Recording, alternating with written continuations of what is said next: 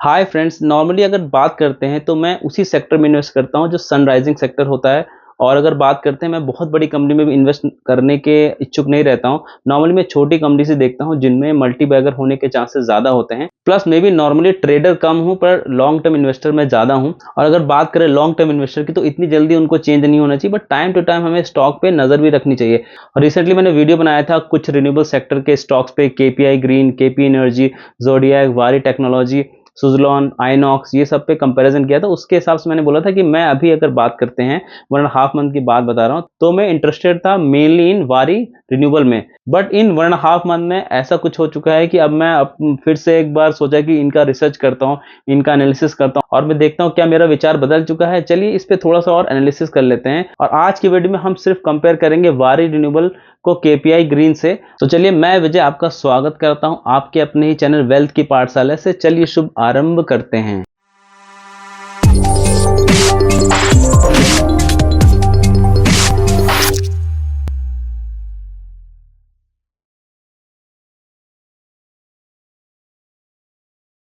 अगर हम वारी रिन्यूएबल की मार्केट कैप की बात करते हैं तो अभी उसका मार्केट कैप है 24,790 करोड़, जबकि अगर बात करें हम केपीआई ग्रीन का तो 10,461 करोड़ है।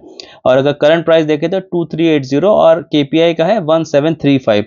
तो अगर इन दोनों के मार्केट कैप को डिवाइड करते हैं, यानी कि वारी रिन्यूएबल डिवाइडेड बाय अगर केपीआई ग्रीन करते हैं तो 2.4 आता है। यानी हम बोल सकते हैं कि अप्रोक्सीमेटली 2.4 टाइम्स है केपीआई ग्रीन का कौन, वारी रिन्यूएबल। यानी अप्रोक्सीमेटली 2.5 गुना बड़ी कंपनी अभी बन गई है वारी रिन्यूएबल। तो हम देखते हैं कि वैल्यूएशन की अगर बात करते हैं तो वारी रिन्यूएबल जो 2.5 गुना बड़ी कंपनी है केपीआई ग्रीन की, तो उसके हिसाब से उनके बाकी जो नंबर्स होने चाहिए वो भी 2.5 गुना होने चाहिए। तो इस प्रकार के हम आज एनालिसिस करेंगे। अब अगर हम वारी और केपीआई के अगर आरओसी देखते हैं तो हम साफ साफ देख सकते हैं, यहाँ कुछ ज्यादा समझने की जरूरत नहीं है कि 2 से 6 से 23 से 84 का आरओसी हो गया, इसका 11, 16, 20, 25, यानी केपीआई के भी अच्छा है, लेकिन वारी जो है बहुत ज्यादा ही आगे निकल जाए। तो इस पैरामीटर में हम बोल सकते हैं साफ साफ कि वारी यहाँ पे क्लियरली विनर है। अब अगर डेट टू इक्विटी की बात करते हैं तो ये डेट टू इक्विटी वारी का है 0.34 और केपीआई का 2.5 है। लास्ट वीडियो में भी हमने डिस्कस किया था कि डेट जो बहुत बड़ा सरदर्द बना हुआ है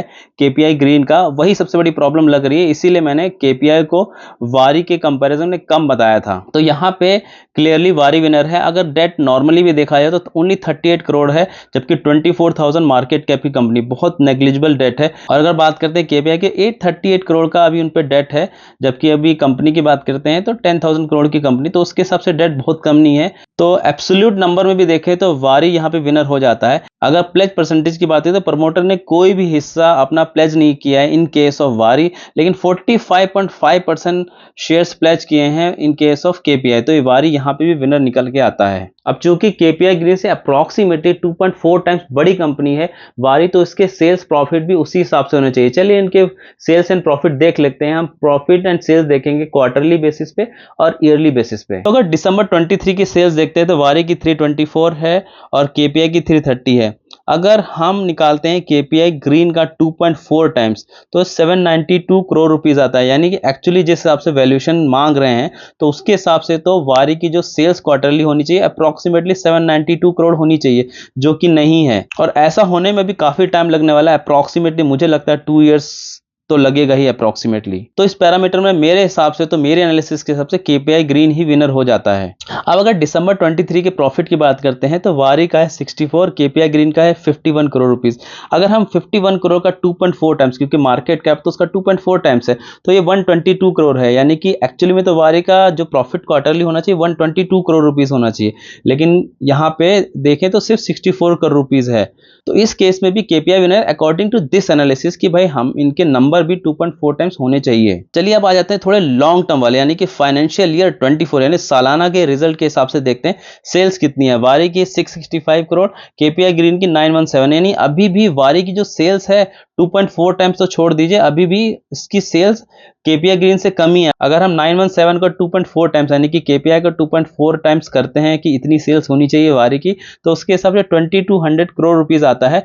तो इसके हिसाब से इतनी सेल आने में मुझे लगता है जिस हिसाब से इनकी ग्रोथ चली, बहुत खतरनाक ग्रोथ चली है वारी की, बट इसके हिसाब से भी अप्रोक्सीमेटली 2.5 to 3 इयर्स तो लगने ही चाहिए। और उस रेंज में इनकी भी तो सेल्स बढ़ेगी केपीआई, क्योंकि केपीआई भी अच्छी कंपाउंडिंग ग्रोथ से अपनी सेल्स बढ़ा रहा है। अब अगर फाइनेंशियल ईयर 24 के प्रॉफिट की बात करते हैं तो वारी का 106 है, केपीआई का 150 करोड़ है, यानी अभी भी केपीआई का जो प्रॉफिट है वो वारी से ज़्यादा ही है। अगर 150 करोड़ का 2.4 टाइम्स निकालते हैं तो 360 करोड़ आता है। अगर वारी की ग्रोथ देखें तो इसमें भी इसको 1.5 to 2 ईयर्स तो लगने ही वाले हैं इस प्रॉफिट तक आने में। हमने यहाँ पे सेल्स के डेटा देखे और प्रॉफिट के डेटा देखे, तो हमने देखा कि जो वारी को सेल्स तक पहुंचने में 2.4 टाइम्स सेल्स तक पहुंचने में केपीआई की अराउंड 2.5 to 3 ईयर्स लगने वाला है। लेकिन अगर देखा जाए इसके प्रॉफिट को, तो हमने बोला कि अप्रॉक्सीमेटली 1.5 to 2 ईयर्स लगने वाला है। यहाँ पे सेल्स तक पहुंचने में ज्यादा टाइम लग रहा है लेकिन प्रॉफिट तक पहुंचने का कम टाइम लग रहा है। इसका रीजन ये है कि अगर केपीआई ग्रीन की बात करते हैं तो उनके ऊपर डेट बहुत ज्यादा है, तो इनका जो इंटरेस्ट लगता है वो बहुत ज्यादा उनका प्रॉफिट खा जाता है, इसलिए उनका प्रॉफिट थोड़ा सा कम है। अगर ये डेट केपीआई ने कम कर लिया किसी तरीके से तो उनकी प्रॉब्लम सॉल्व हो जाएगी। अगर क्योंकि ओपीएम की बात करते हैं अभी भी बहुत अच्छा ओपीएम है कंपेयर टू वारी केपीआई ग्रीन का। अब अगर इनके कैश फ्लो की बात करते हैं तो दोनों ही अच्छा खासा इन्वेस्टमेंट कर रहे हैं अपनी फिक्स एसेट पे। लेकिन अगर हम देखा जाए फाइनेंशियल ईयर 23 की तो 6 करोड़ का इन्वेस्टमेंट फिक्स एसेट पे किया है वारी ने, जबकि 309 करोड़ की फिक्स एसेट बाय की है केपीआई ग्रीन ने। यानी कि जब मैं देखता हूं किसी एक कंपनी सनराइजिंग सेक्टर में और फिर उसने इन्वेस्ट किया तो मुझे ये बातें अच्छी लगती हैं और मुझे लगता है कि आने वाले समय में केपीआई ग्रीन भी बहुत अच्छा कर सकता है in terms of quarterly results. अब अगर हम बात करते हैं कि भाई ये रिन्यूएबल सेक्टर को, रिन्यूएबल एनर्जी को हम सनराइजिंग सेक्टर बोल रहे हैं, तो अगर बात करें इंडियन गवर्नमेंट की, बात करें इंडिया की, तो टारगेट रखा गया है कि 2030 तक हम 500 गीगावाट की एनर्जी जो है रिन्यूएबल एनर्जी से ही जनरेट करेंगे। तो यहाँ पे हम बात करते हैं कि केपी ग्रुप का क्या विजन है। केपी ग्रुप का जो टोटल विजन है अप्रोक्सीमेटली 10 गीगावाट 2030। तो अगर अभी इनकी कैपेसिटी देखते हैं तो अप्रोक्सीमेटली 0.38 गीगावाट है।